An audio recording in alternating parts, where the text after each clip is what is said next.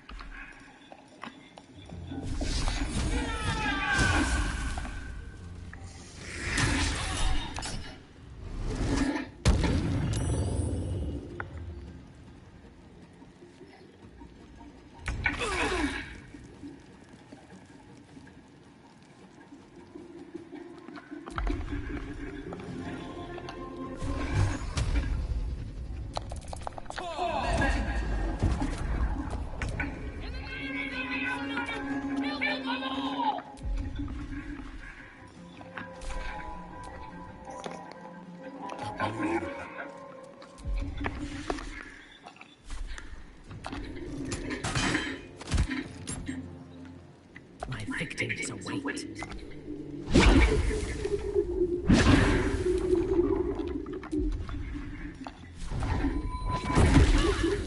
Swift and lethal.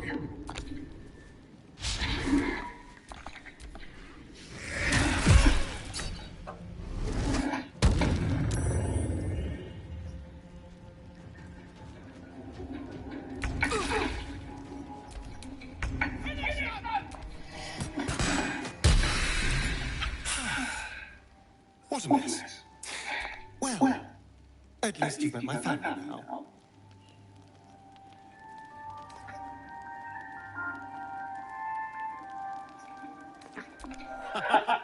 He cannot, thanks to our radio friend. He will be furious. And he'll be even more furious when I get to that crypt. For what it's worth, thank you. No matter what happens down there, you helped me stand up against him.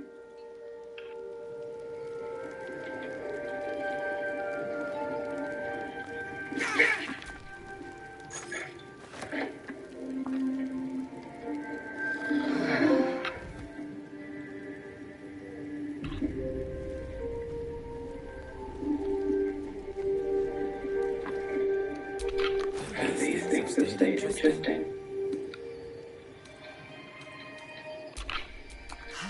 Delicious.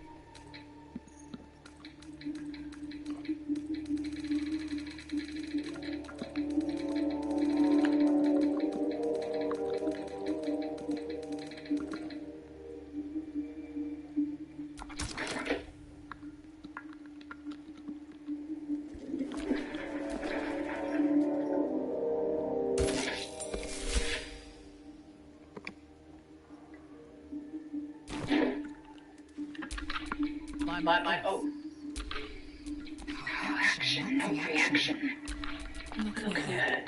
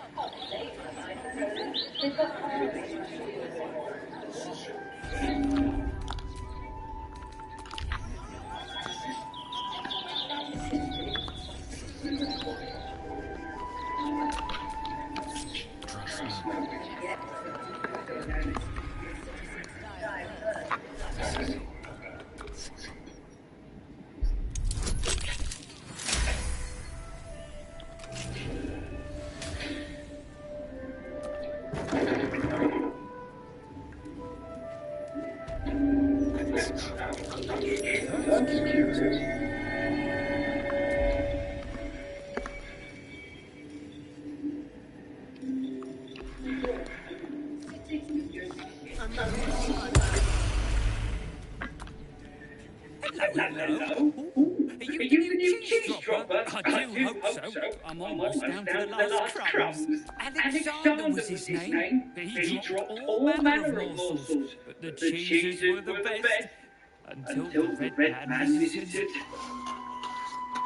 But what? He smiled and held Alexander closer, and so many red morsels fell out of Alexander. They tasted like salt and rust. Very good. Even better than cheese. Away. To make more people red. Go away now.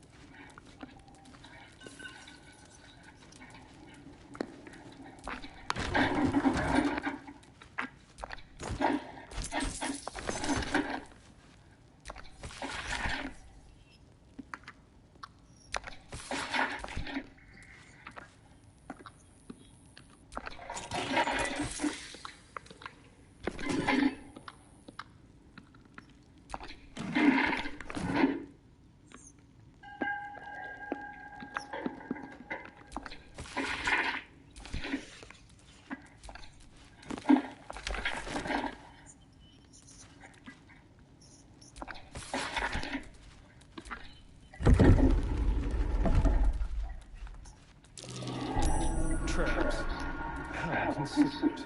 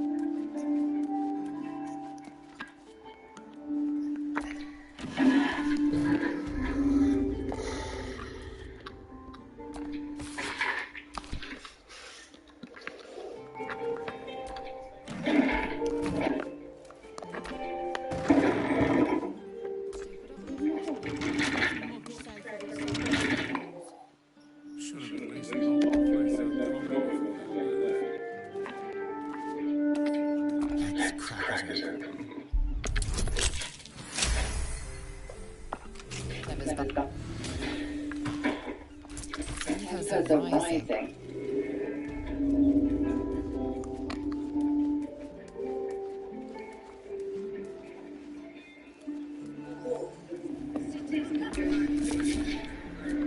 Shouldn't have wished to have more interesting times.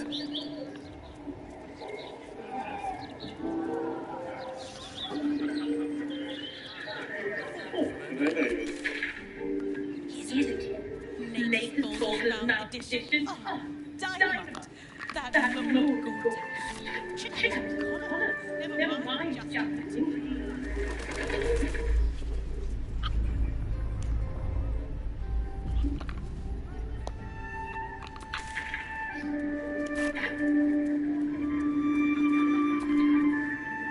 Coin-made gold your coffers.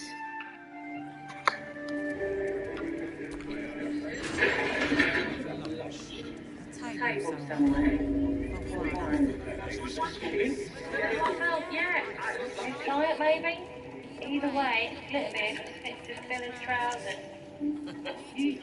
Just always carry that potential. I heard him.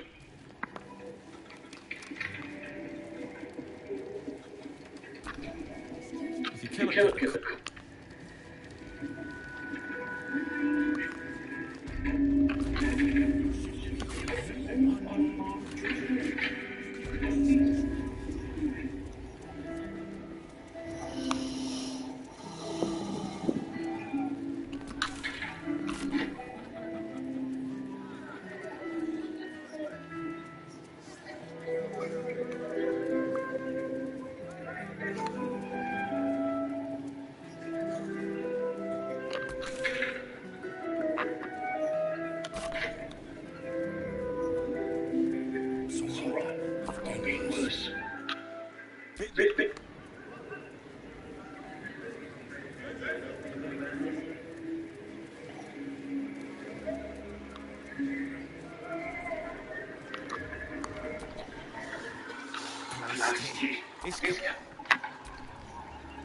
should have doctor.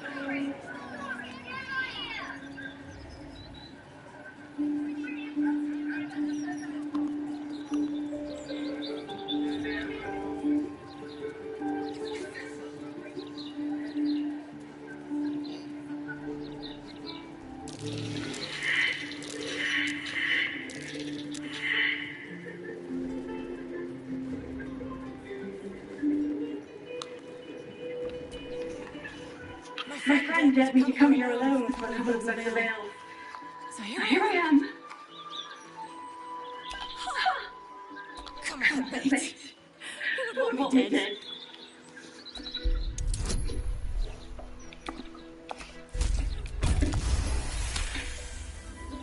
Oh, shit.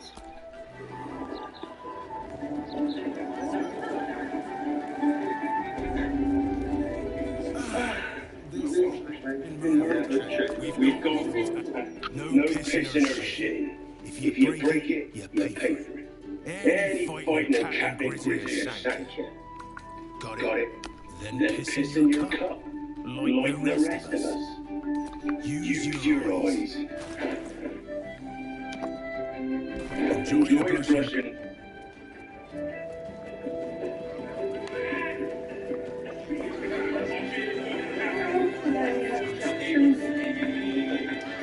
You're taking a punishment for me. I don't count you. Please, Sammy. Acquaintances of Claude just make... Excuse me, madam, quick question. Would you marry a stranger so your family can make buckets of gold?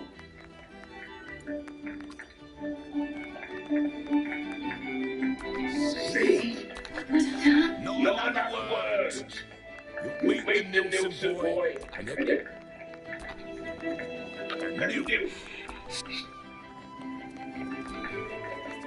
The captain is...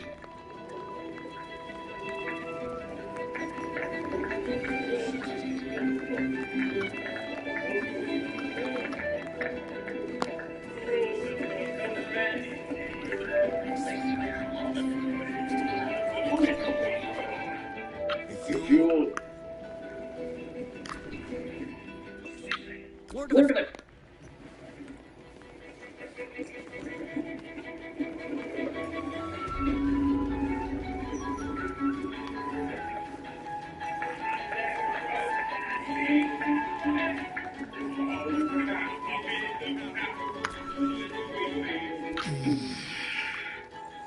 Over too bright. Go away.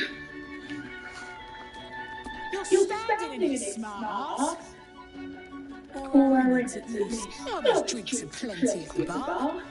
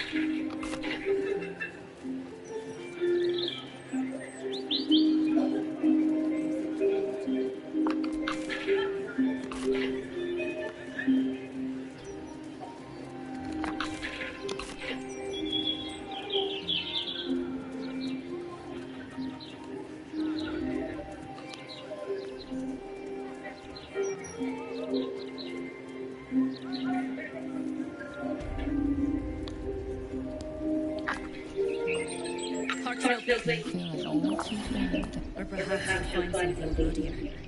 The Absolute Warriors are at work just beyond you. You'd be wise to not interfere, sister. Nothing's going on. Absolute's business. Got it? Now.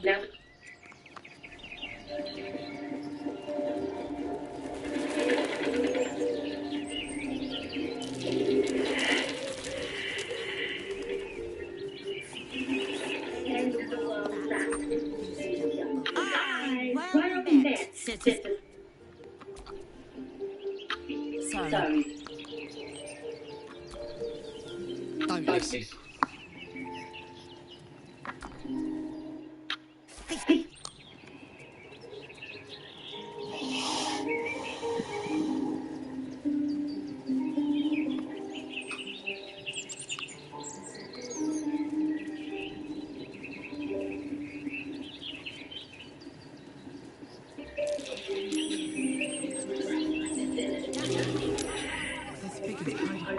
We may steal by the light of day in his name.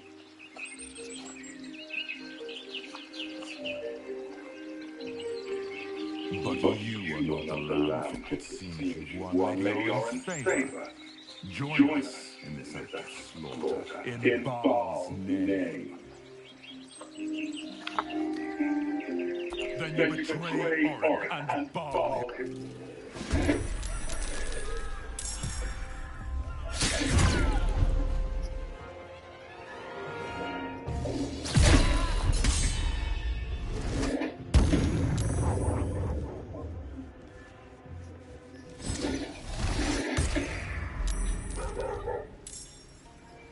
Let this murder be his sacrament.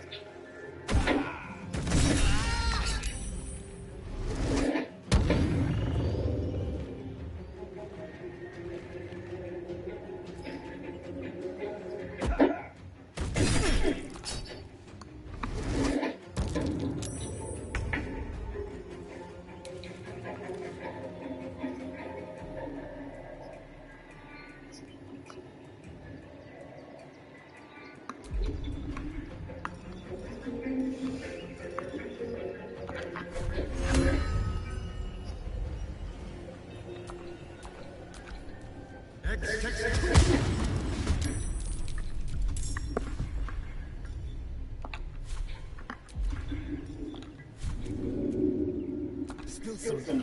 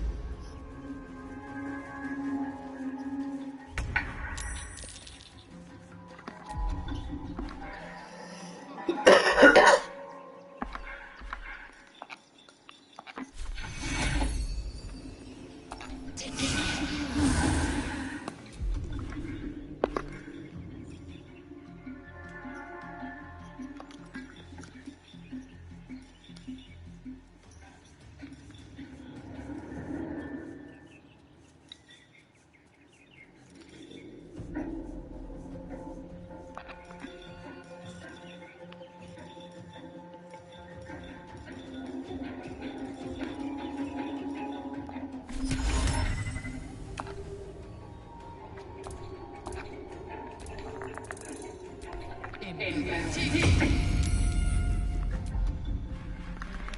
wonder if this is worth the cost.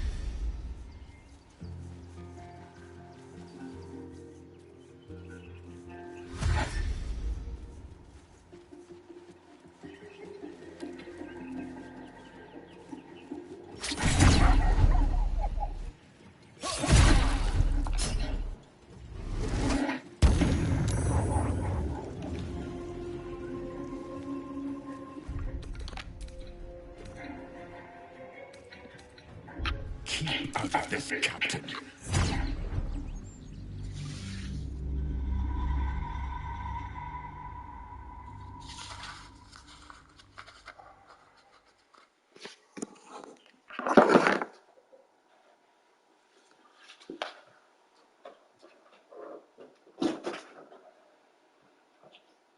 Hi.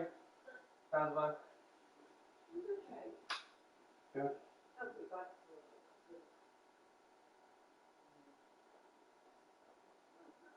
Alright.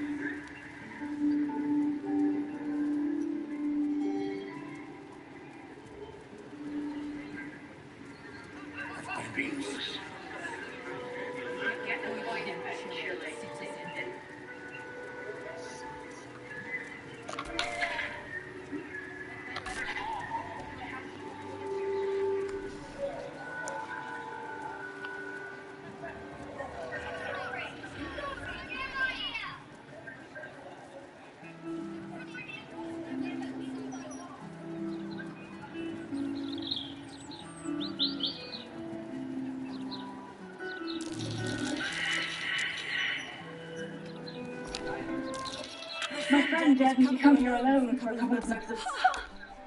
Come on, mate. Who would want me dead? Oh, shit.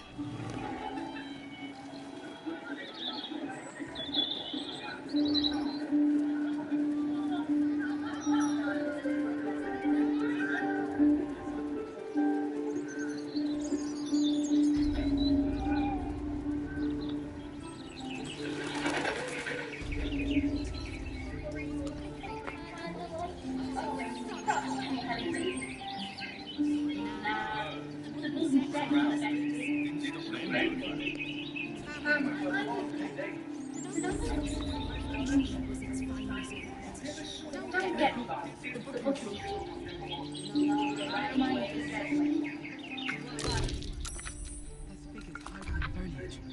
Like my children.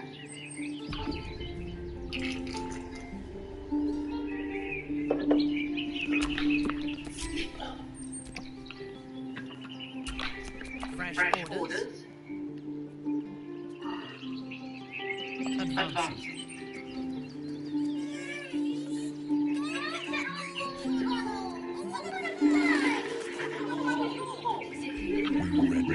Steel by the light of day in his, but you, it seems, you've won Lady Oren's favor. Then you betray.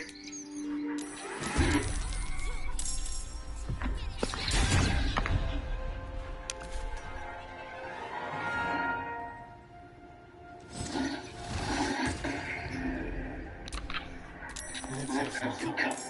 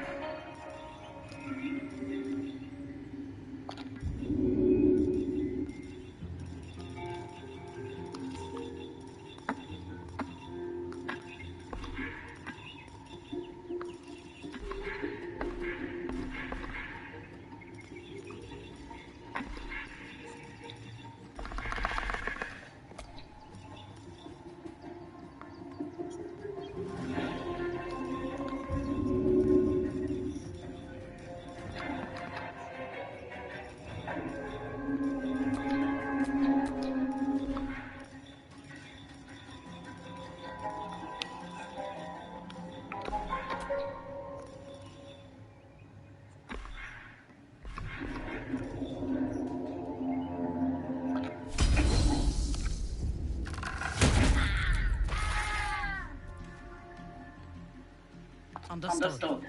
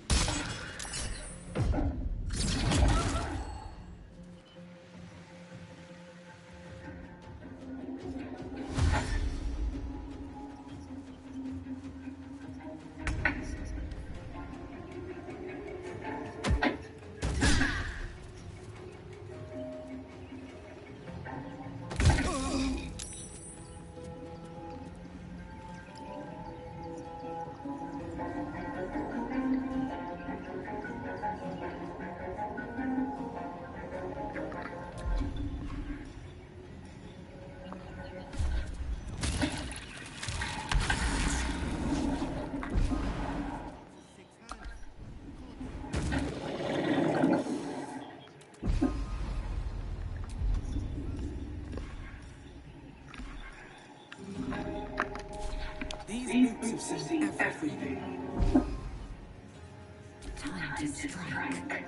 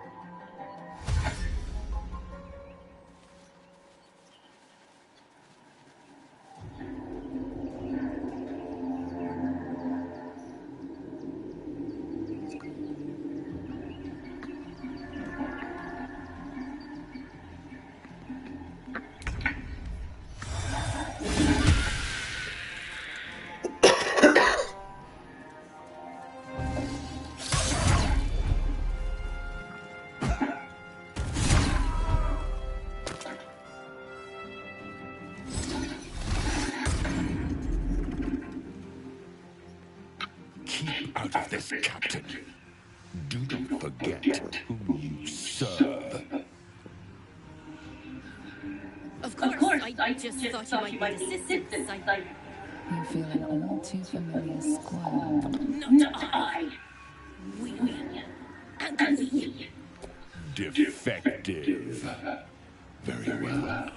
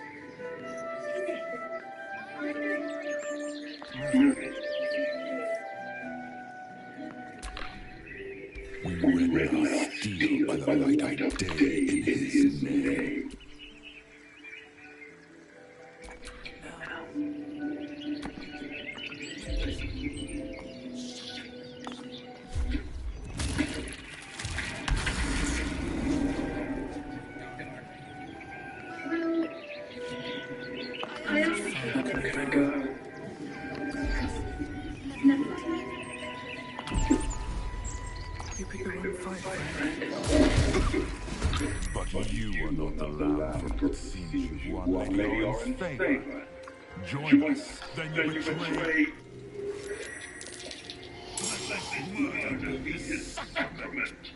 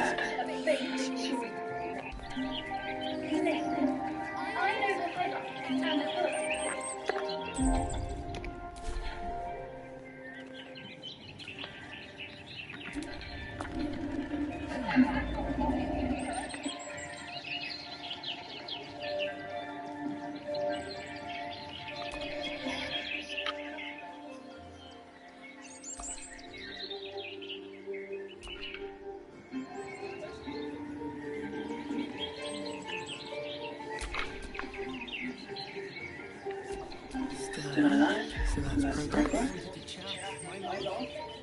Yes. What did you want to talk about, my darling? I asked you here because... Never mind.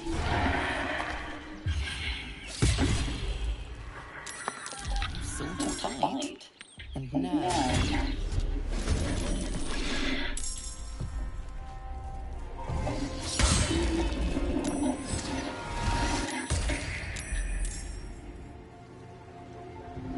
Let this murder be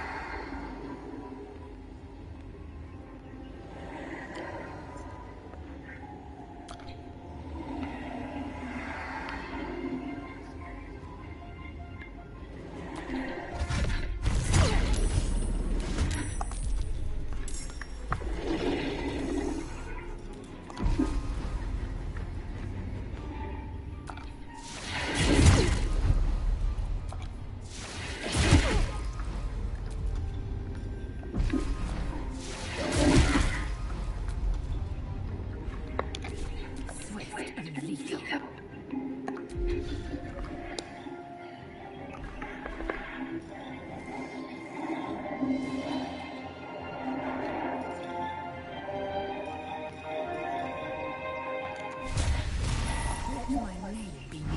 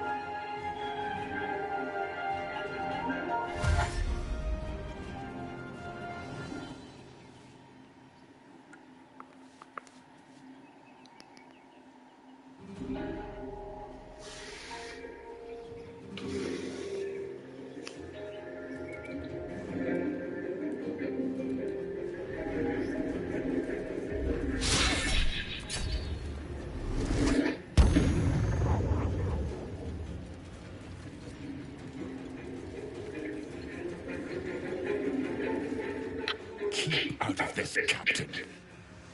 Of course, I just thought you might be feeling all too familiar. Not I, and we do not suffer. Defective.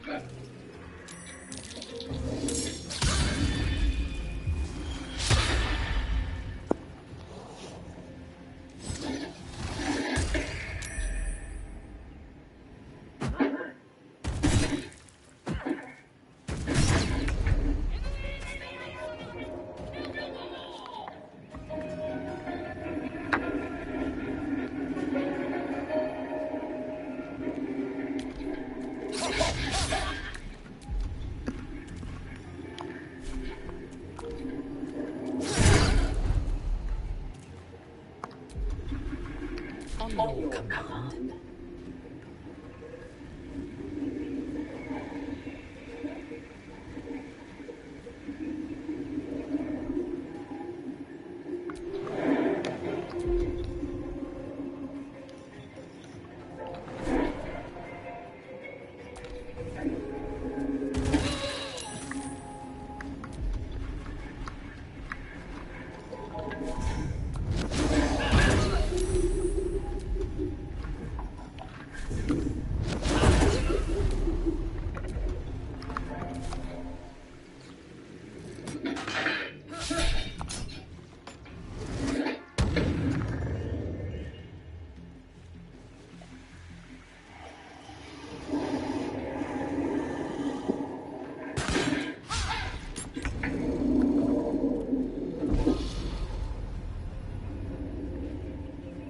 I'll strike you down.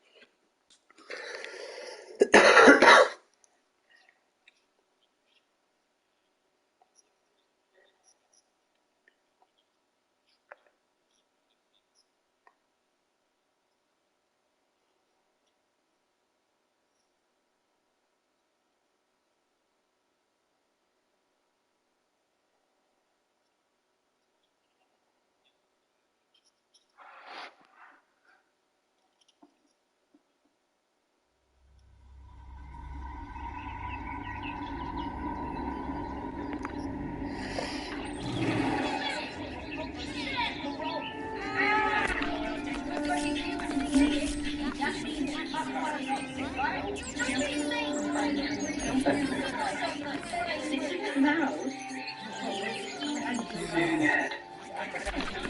Yes. Listen, Went. I really do. You're already having a chat with my angel. If I must. So you proceeding? Never a dull moment.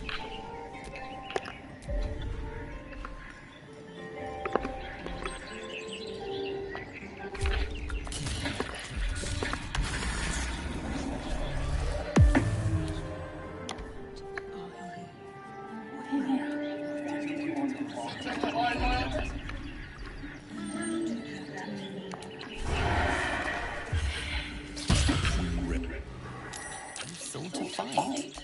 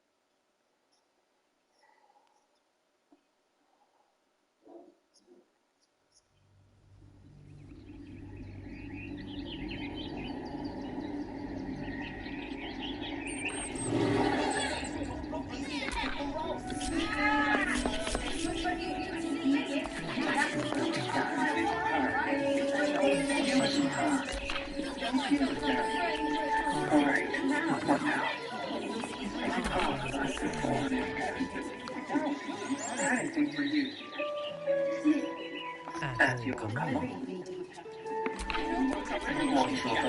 We rend our steel by the light of day in his name. But it seems you won Lady Orin's favor. Then you betray.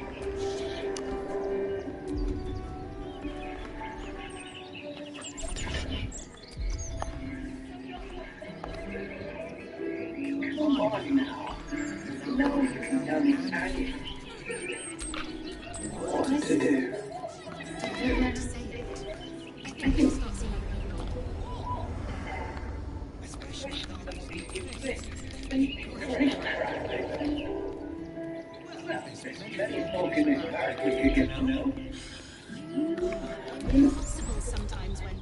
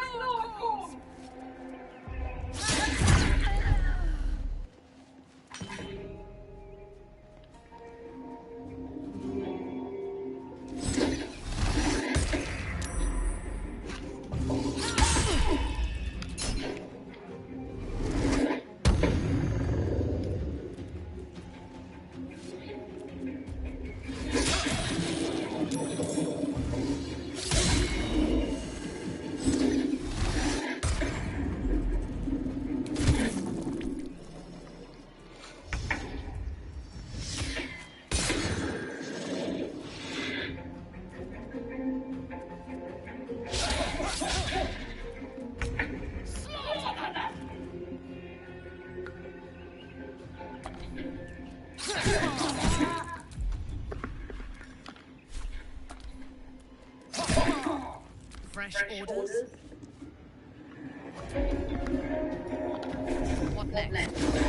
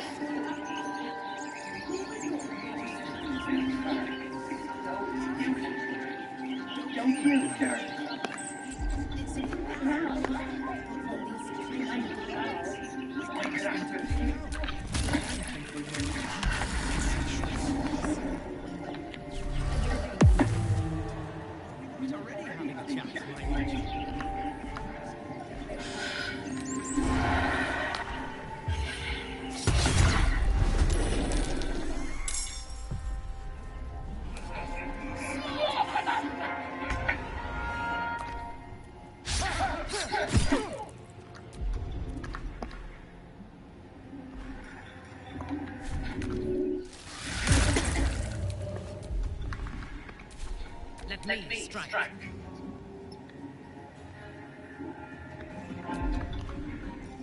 If it must.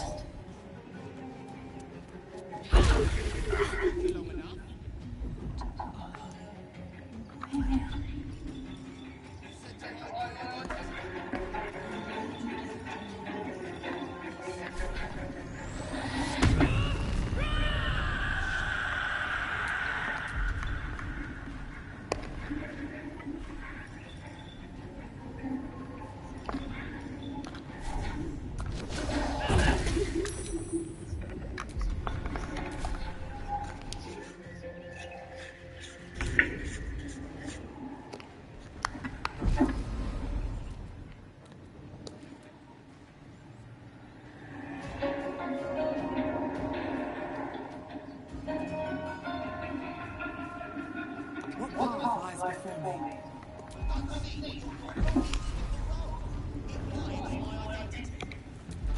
Not exactly inconspicuous, is it? I can't believe come dressed like the village magical.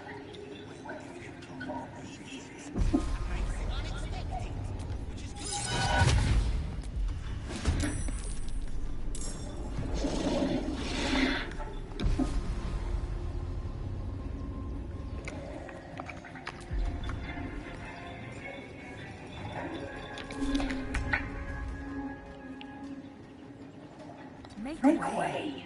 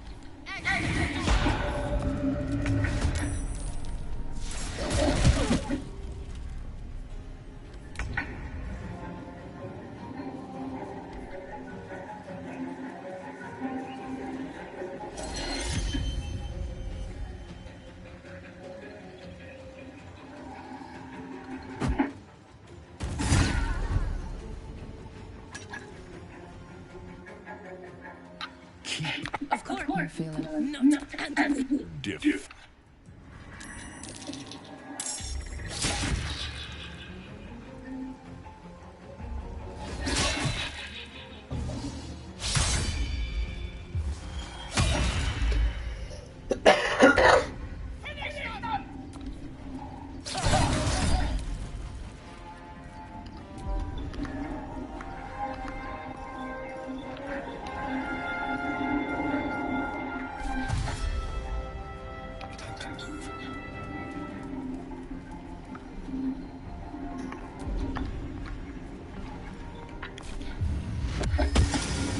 Your command.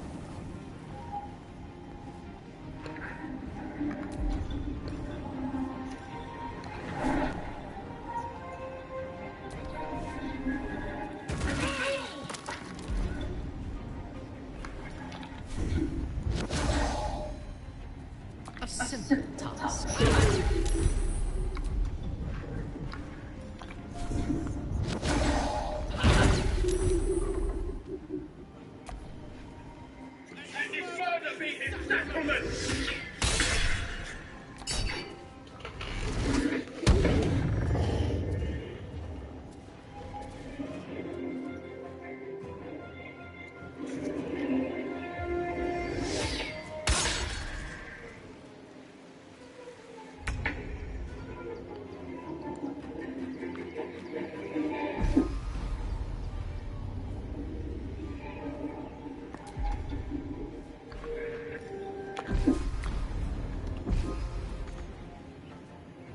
At the ready.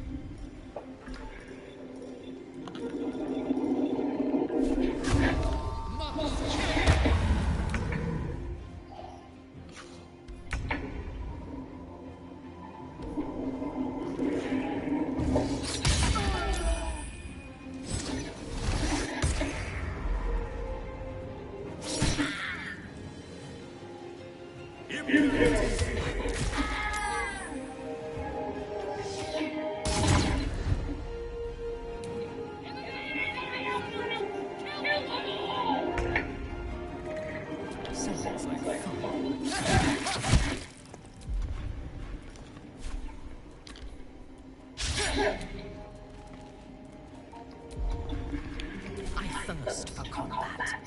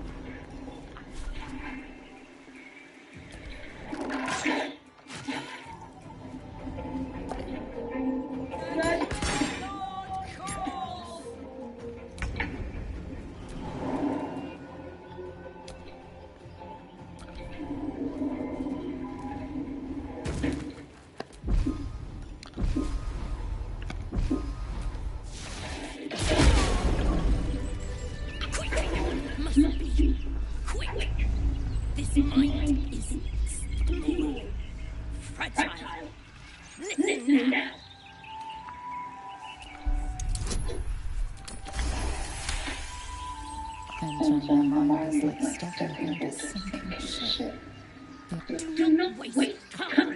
This mind cannot bear us. It turns to lead. Listen, just listen. We learn. We grow. Listen out, close bindings. Aid us. Necromancer dead. Changeling and tyrant remain at odds. Kill them. You have a place in my grand design. The brain seized control with the smallest of efforts. Its power must not be underestimated. What happened? I taste.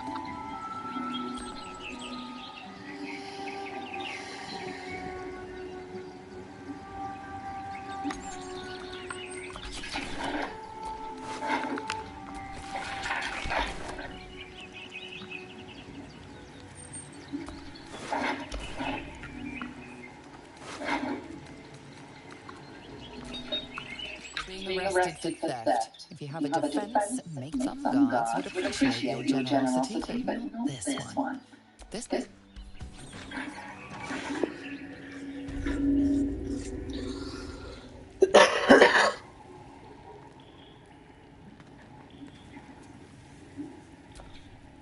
everyone subscribes. That's curious. I'm way too big.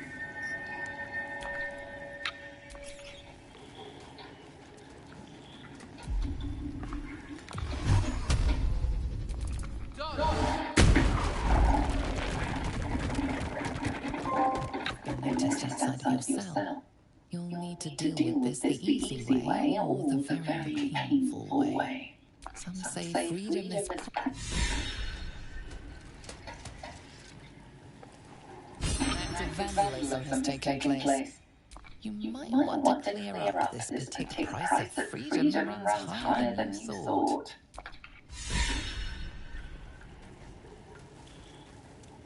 Caught trying to flee your imprisonment. Some say free.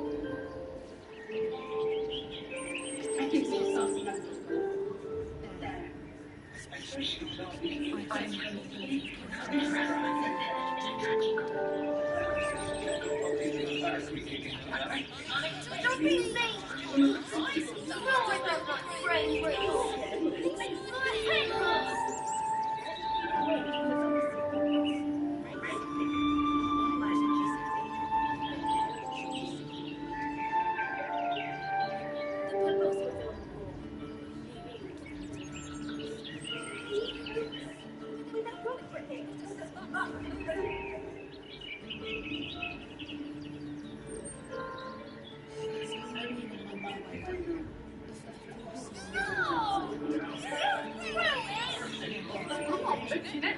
Don't want to get wet. We don't freeze anymore. I'm not talking. Get it back.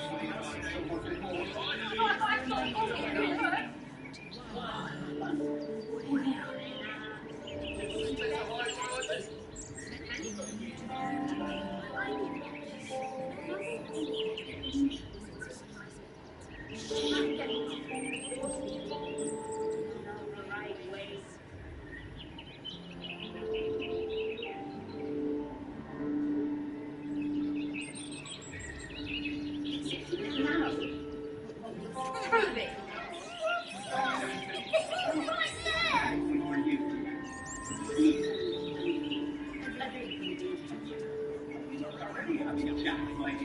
It's right there.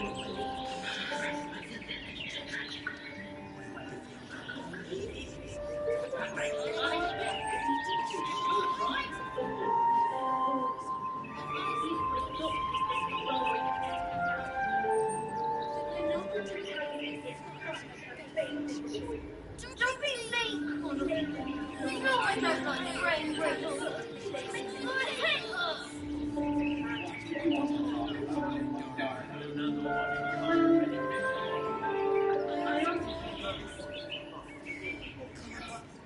Never mind.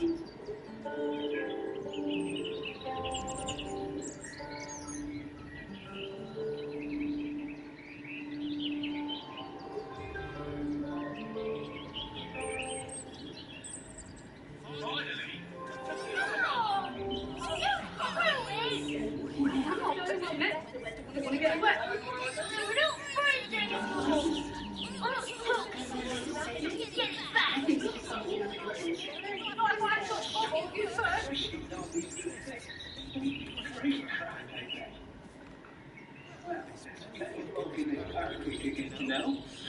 You are impossible sometimes, my lord. Impossible.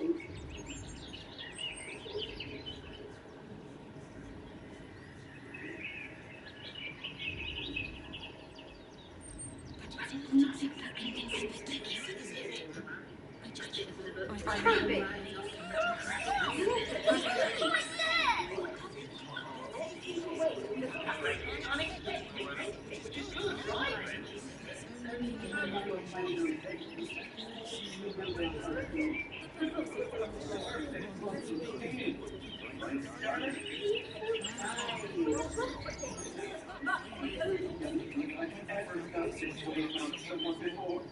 I remind you again, Ranger.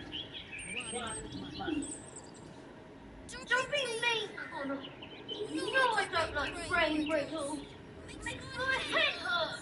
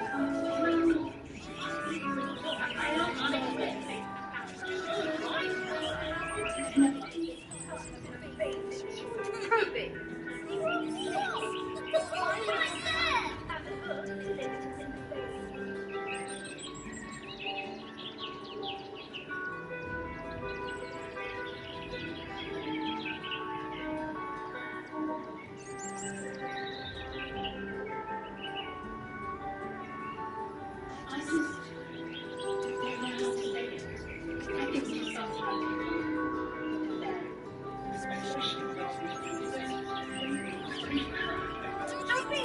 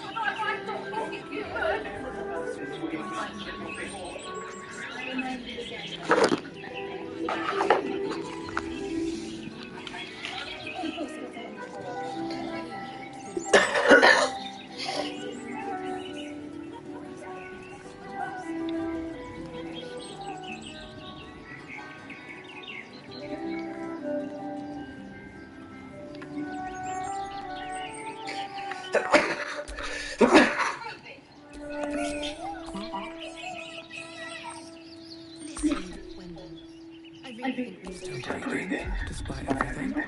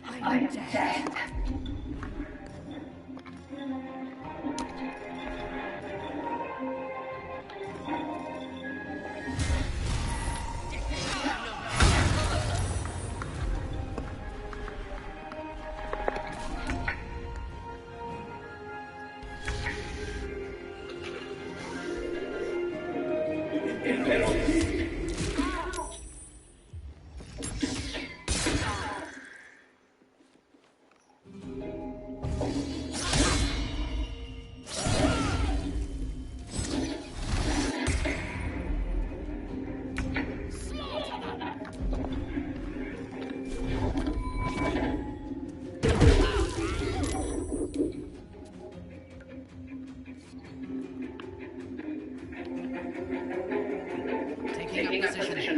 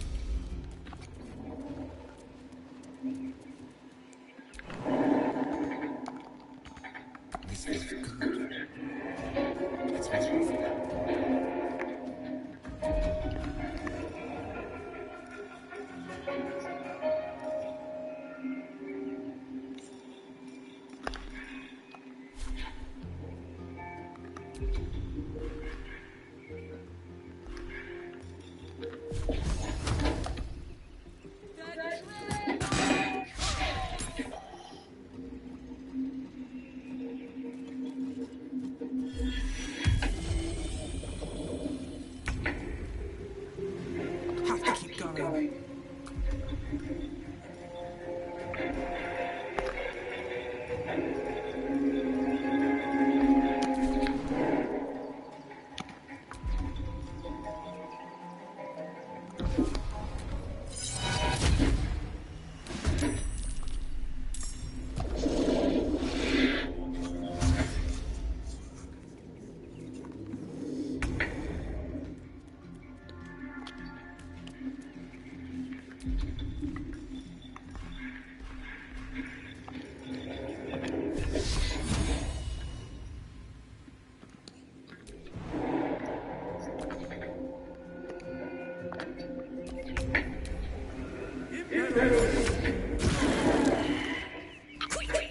Must be quick.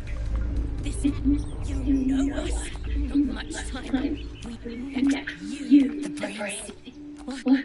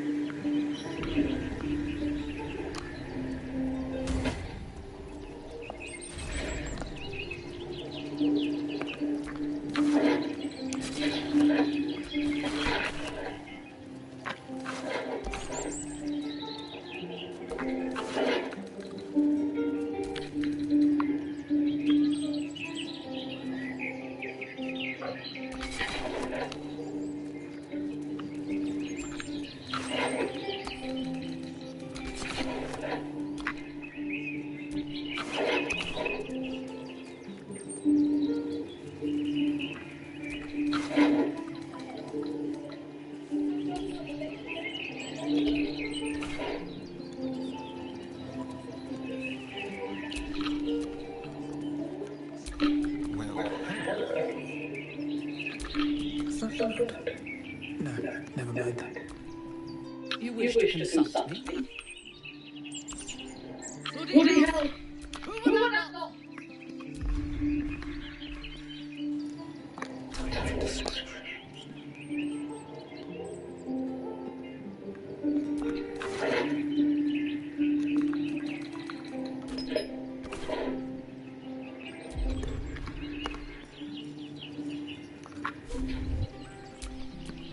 Have a long night. Bloody hell!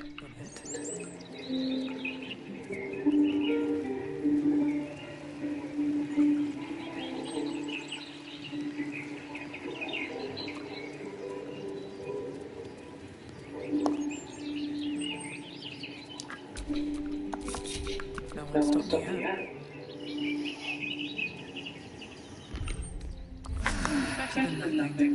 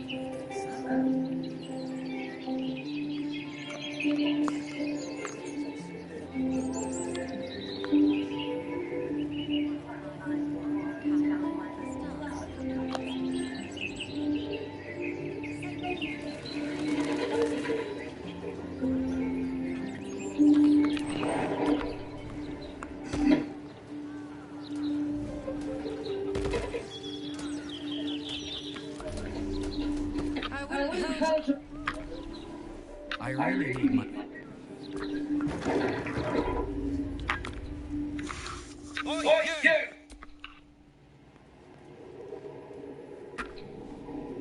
How long do you think Master Pennygood expects us to wait?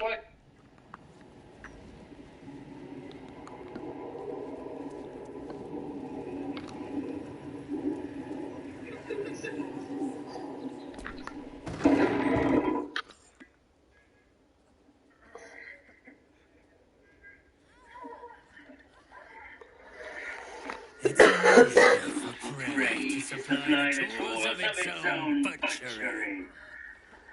Razors, scissors, nail files. So many butchmen who am I to deny the auspices of death. You have the delicious honor of being my crown. Together we shall transcend. A challenger.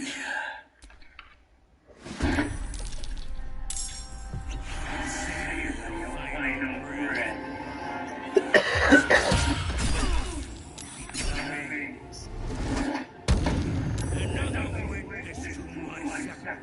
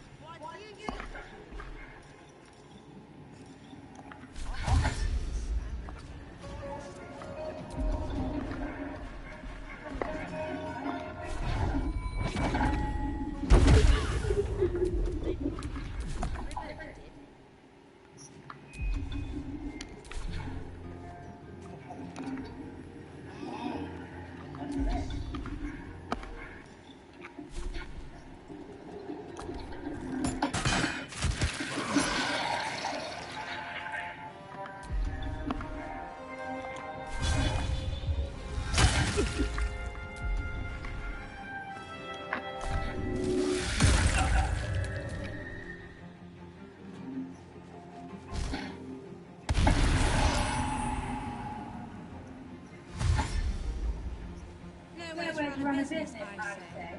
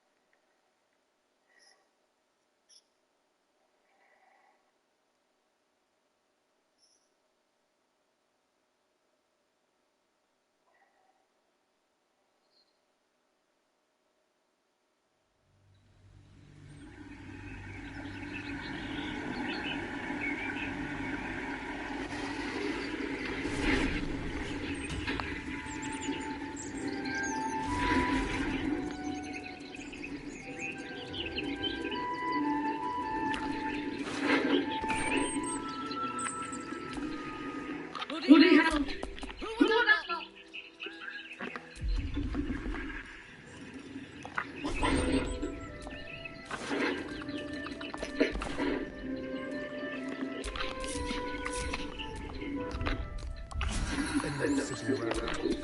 Let's go hurt someone.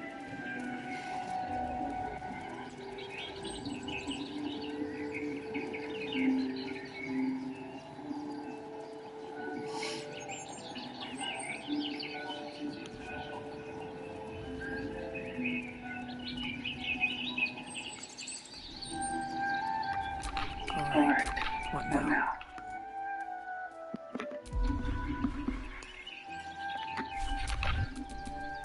What to do?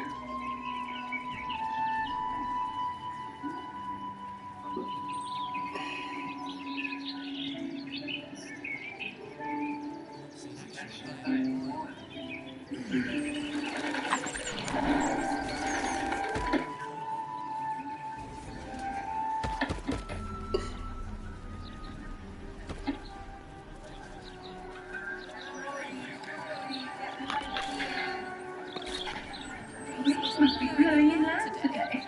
Bring the stench of the foundry. Belching smoke and metal creatures. Keep the city peaceful. My ass. No way to run a business. Can't even browse while he's in the fight.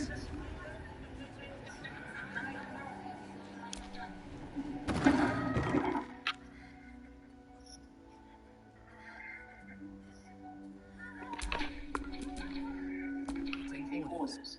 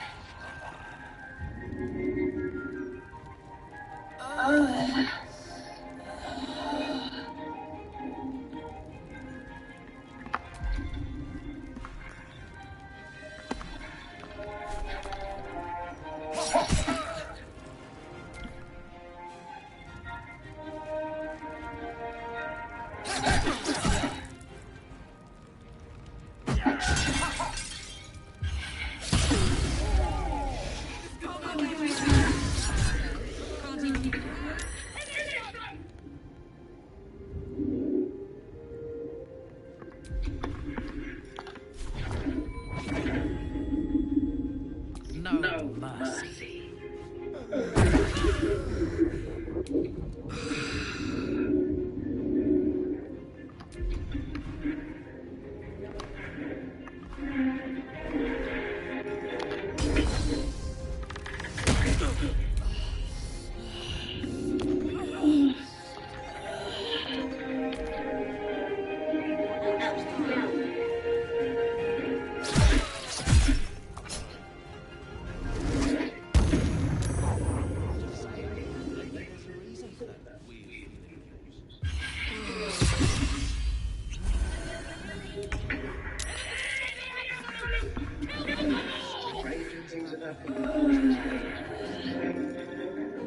No way to run a business nowadays, where I can't even browse while he's in class.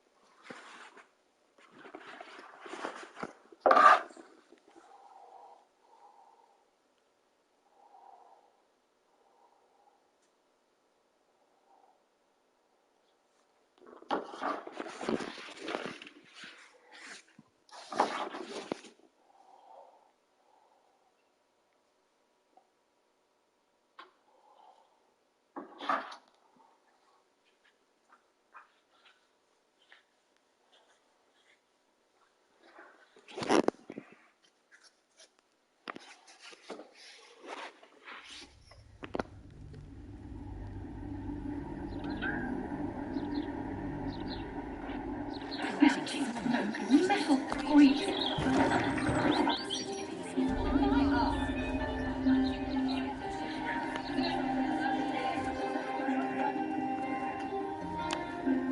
Can't go now. Simple.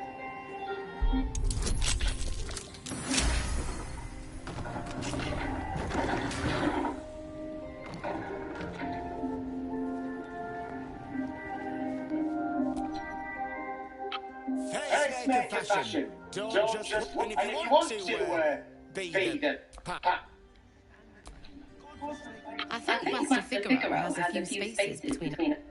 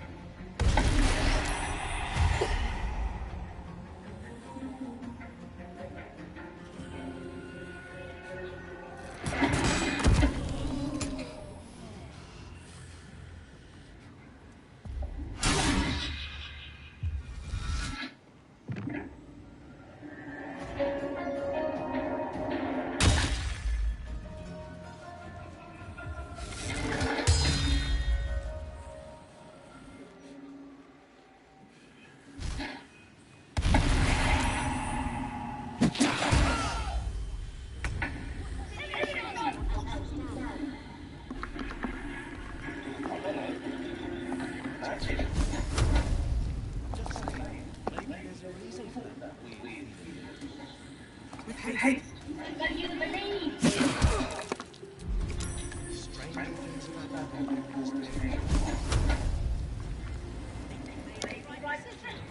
to run a business.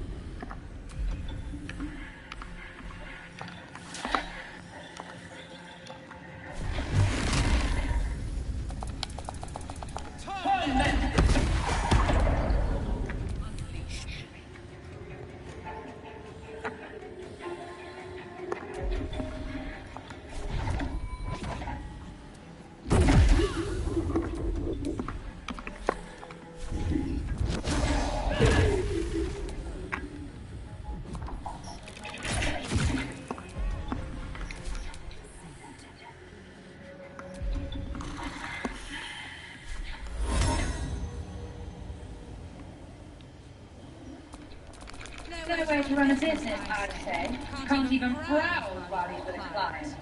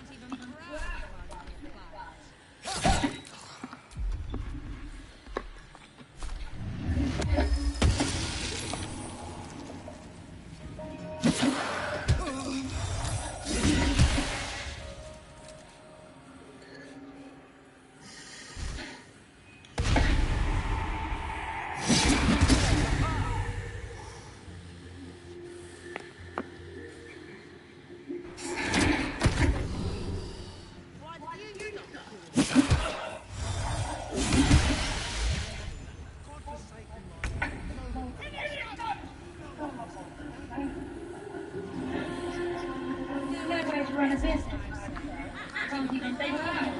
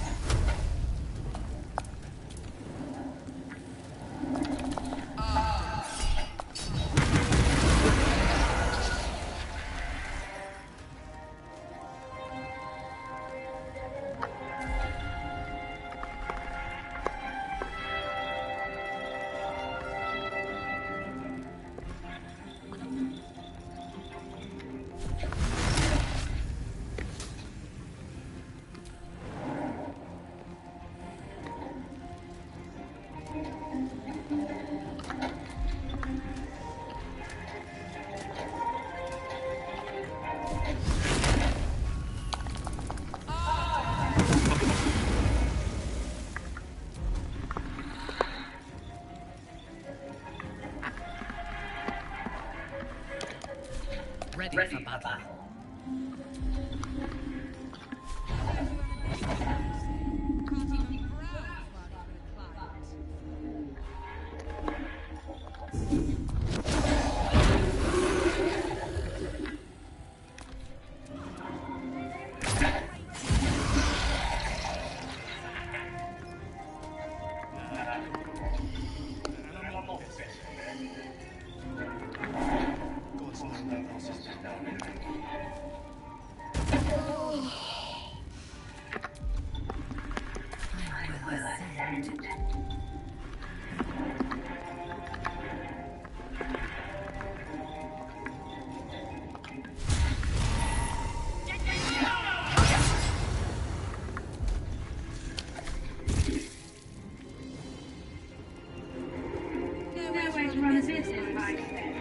Can't even proud while you reply.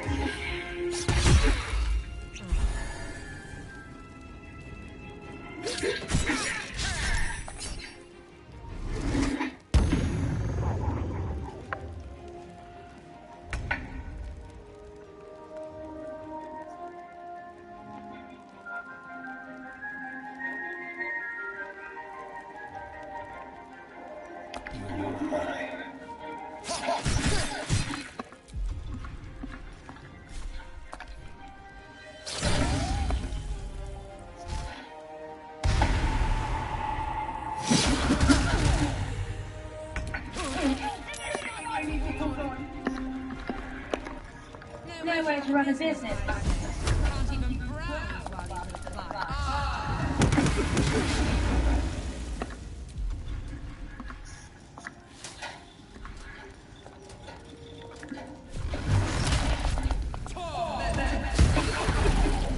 Your command.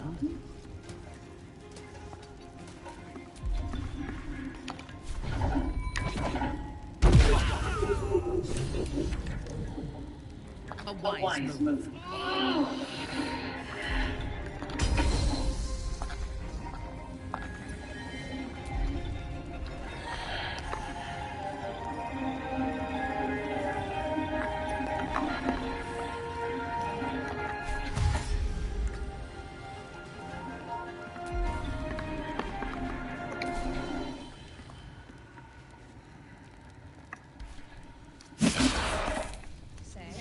Can't even browse.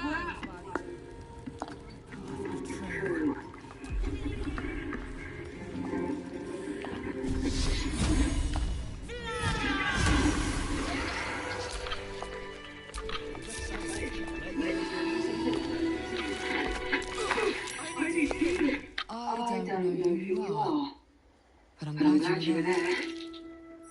If it had been the dwarf alone, we might stand a chance. These doppelgangers. We were paralysed before we even had the chance to fight back.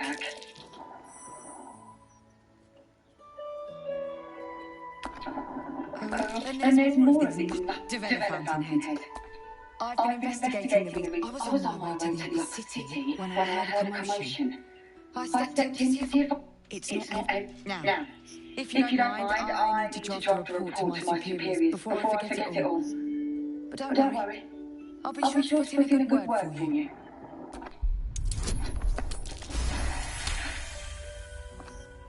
Or the killers paralyze their victims. Take their hands as an offering for Bob. You've seen them. Heal there, fortunately. For most, the Bald cult is back. And someone's out there, continuing Sorcerer's work. No doubt you found.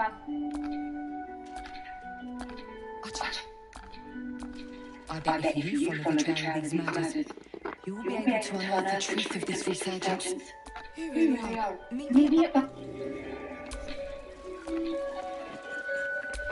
What's that? It's so lovely. How are you feeling?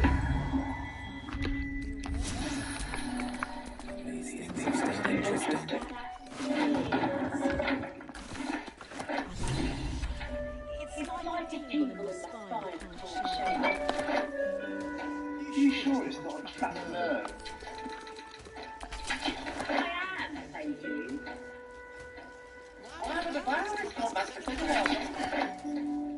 You don't like the rocks on the new face makeup? Who can say?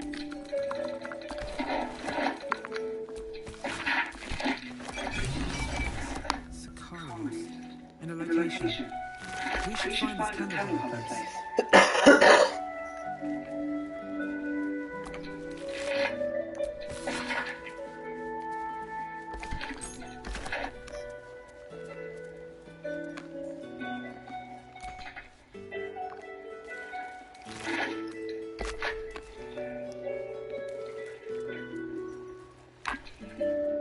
I must say, I'm damn damn lucky lucky you you showed up when you did. Can you believe what that monster was doing? Truly. I'll jest aside. Thank you. You forever have my humblest gratitude. I sell anything, the best you'll find in Baldur's Gate. Certainly very good, ma'am.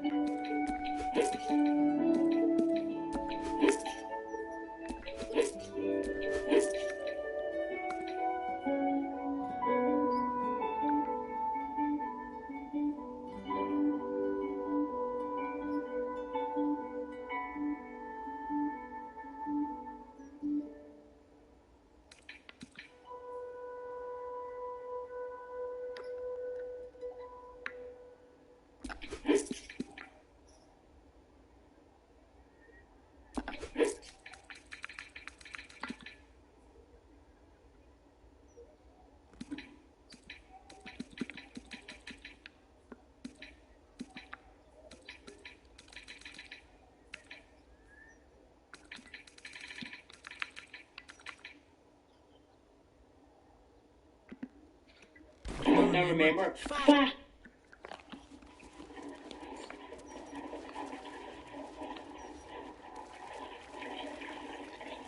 You know, I heard it was a Baldurs that tried to kill me.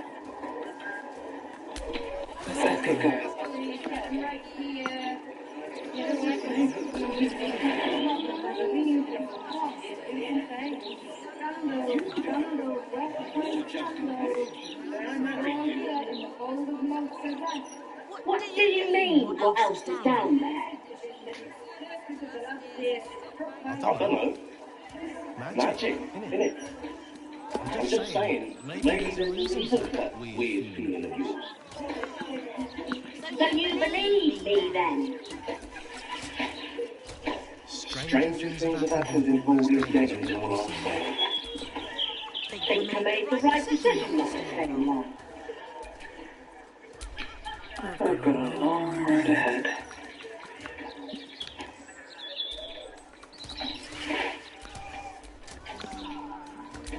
In your name.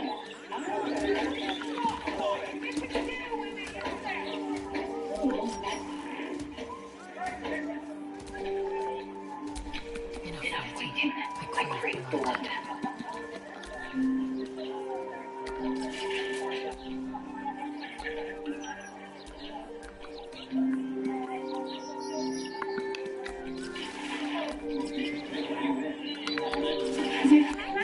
Great deal of what he hates. No matter what the man says.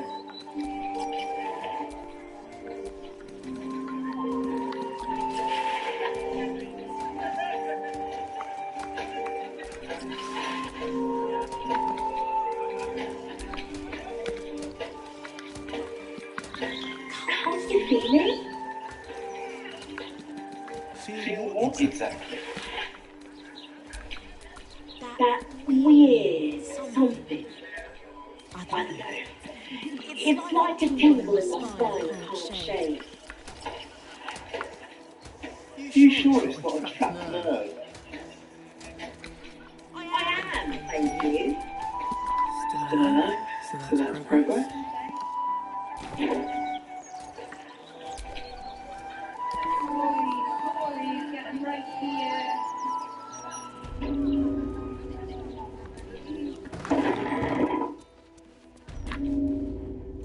Welcome back, friend. The fight is certain and very good, ma'am.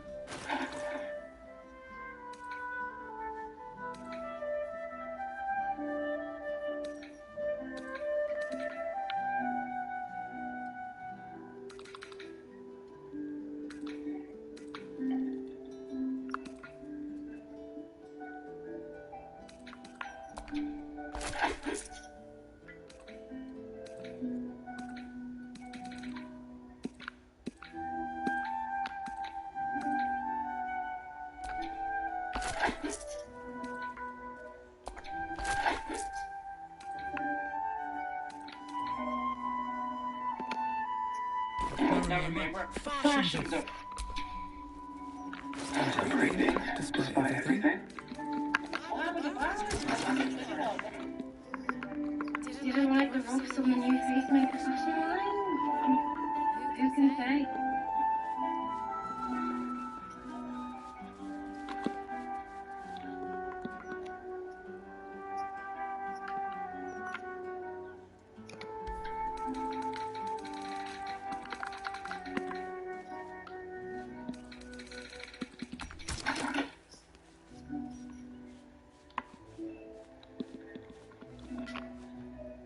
Get a killer look when you shop Facemaker fashion. That's the most business slogan you've come up with yet. Great job.